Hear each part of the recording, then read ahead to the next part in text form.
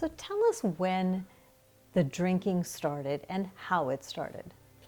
That's a really interesting question because I actually come from mixed parentage. My father's side of the family is Christian, my mother's side of the family is Hindu, a Maharashtrian, and actually in both those cultures, drinking is quite acceptable.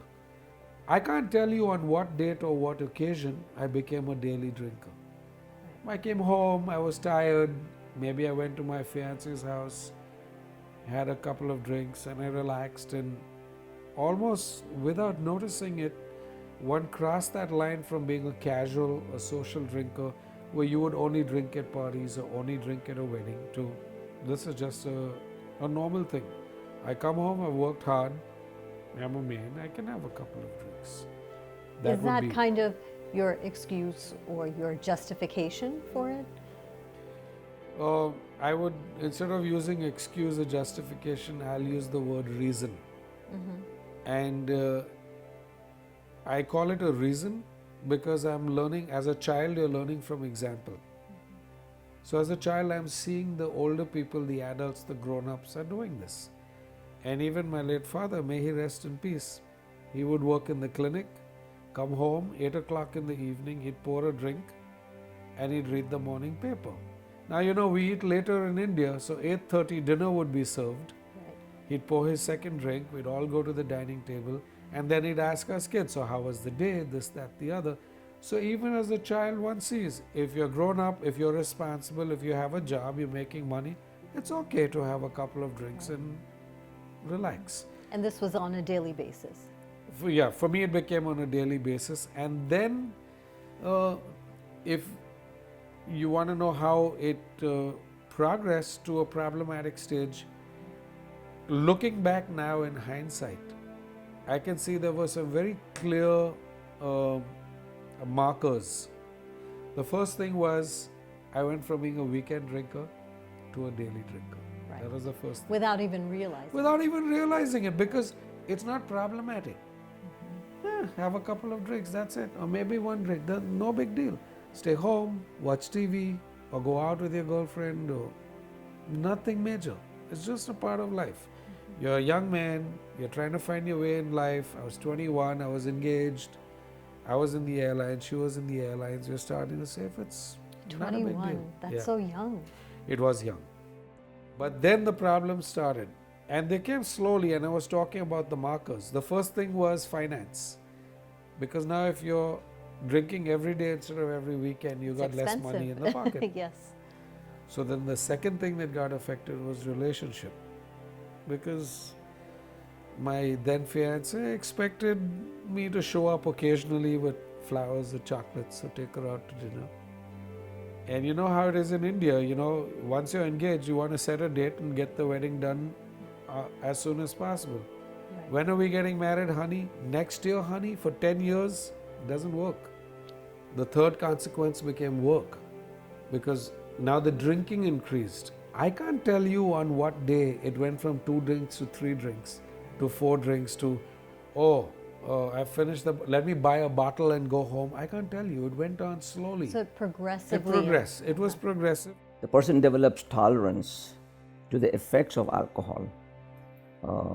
So they need more and more drinks to get the same good feeling. And the brain keeps adapting to it. And then the next consequence is work, because now there's a physical payoff, because now I started to wake up with hangovers. Now I started to wake up with bloodshot eyes. And I was 23, 24, my hands started to tremor a little bit. So now when you start to go to work hungover, you know, bosses don't like that. Then they give you these little love letters called memos. And then the next consequence was I had an enlarged liver when I was 26 years old. So Roy, what was your low point? I mean, I'm sure you had several low points, Yeah. but what was that really low point in your life when you were dealing with this alcoholism? I can't tell you what happened. I know I was drinking from morning. I know at 12 o'clock in the afternoon I got on my motorcycle to go from Kalangut to Saligaon.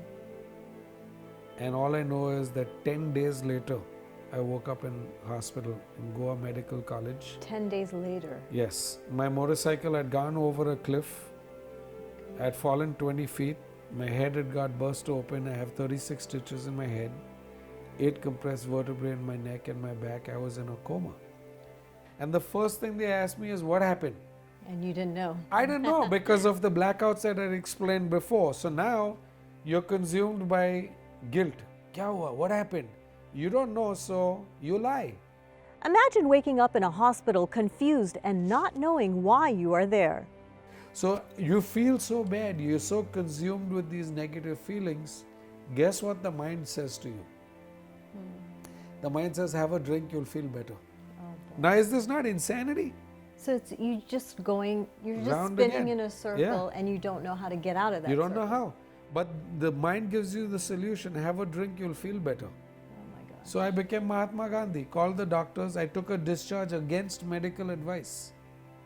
Crossed the road, had another couple of drinks. Straight from the hospital. Straight out of the hospital, bandage on my head and everything. Rented another motorcycle after 2 drinks and rode back to the Philippines. You're kidding me. You rented another Yep. motorcycle after drinking Yep. and got right back. They said, what are you? Are you crazy? They locked me up in the hotel room. They flew me back to Bombay. Then, I was in bed for 2 months.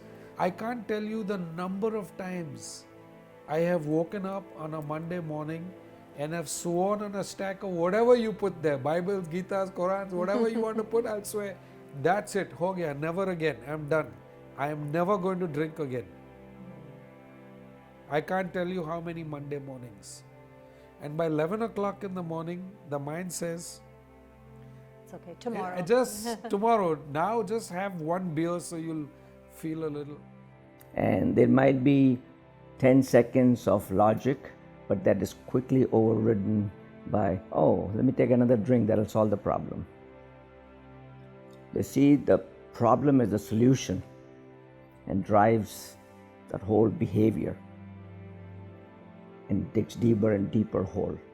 I had realized that alcohol was a problem, but I didn't realize that I needed to stop completely. I thought, I'm drinking too much, let me cut down.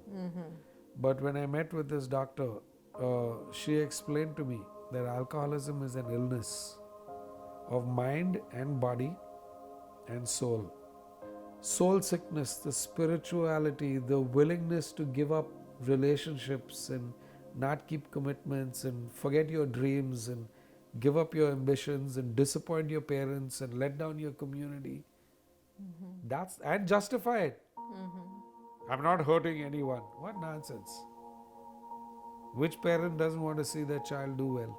Right. Which parent wants to fly from Bombay to Goa to see their oldest son lying in a coma for 7 days? Unfortunately, I did try to drink again another 3 times. I stayed sober for 1 week and then I had my last drink, which was on April 22nd, 1990. April 22nd, 1990. You've been sober ever since. Absolutely, not 1 drop. Wow. So you asked about help. I definitely got help because I could not do this alone. So accepting it, talking about it, finding support. Its acceptance is the first thing. You accept that you have to do this, then you make a decision and then you have to take action. Has to be that way. There are 2 very simple fundamental questions to find out whether you have a problem or not. If when you honestly want to, you find you cannot stop completely, that's a problem. The second question is, if while drinking you have little control, you promise everybody, I am not going to have more than 2 drinks, and you mean it. But you go there and you have 3 drinks. Maybe you didn't get drunk, maybe you didn't make a scene. But you didn't keep the promise. You were not able to control it. You said mentally you're going to have 2. Why did you have the 3rd?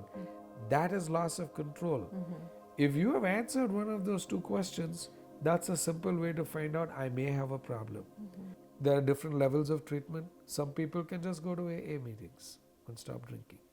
Some people will go to AA meetings should also see a therapist to work on some of the underlying issues. Sure. I And guess then there are outpatient, different right. levels and different Some people adjustments. can go to outpatient.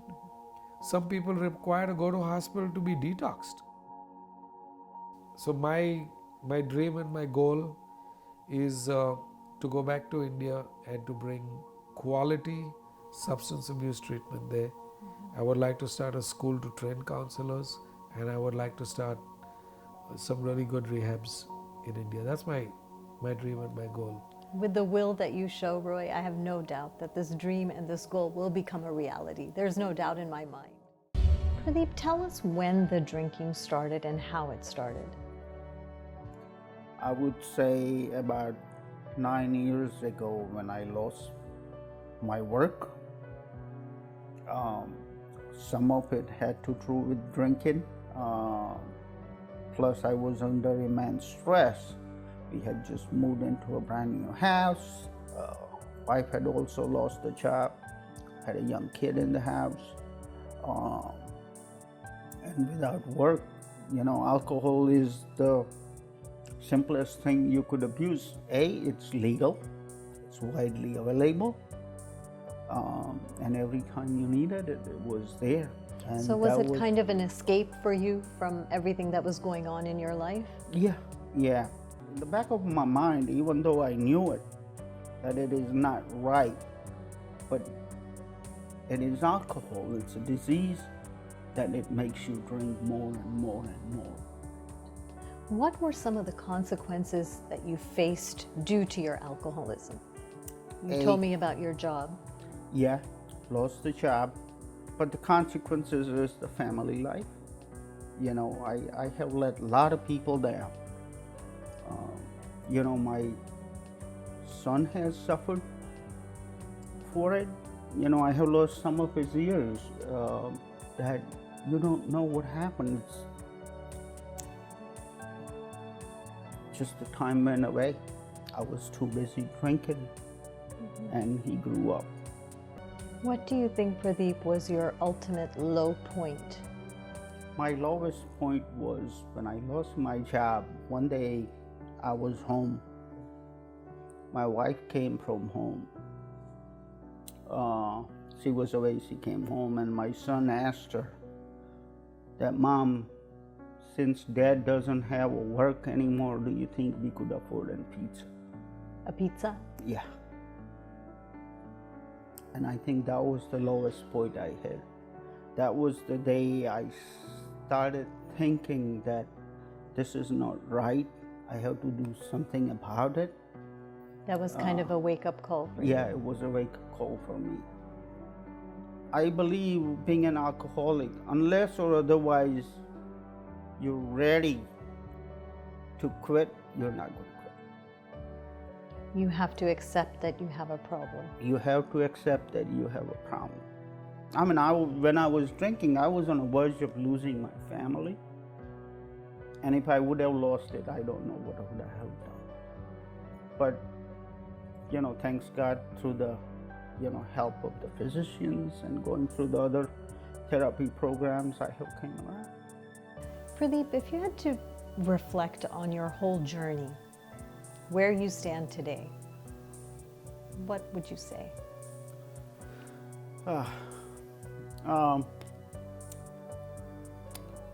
Been an alcoholic for quite a few years. My last drink, I wish I could say, was many years ago, but no, I had a drink in last year, October. Once again, I was contemplating that maybe I could have a drink once in a while, but that's not the case. So, in order to get well, stay sober, you have to completely quit. Completely quit. It's Completely. not like if there's a special occasion you can have one drink, you cannot have a drink. You cannot have a drink. Thank you, Pradip. Congratulations on coming so far, and we wish you the best of luck in the future. Thank you. Thank and I you. wish I could help other people too. Well, you have. By sharing your story, I think you definitely have. Thank you. Thank you.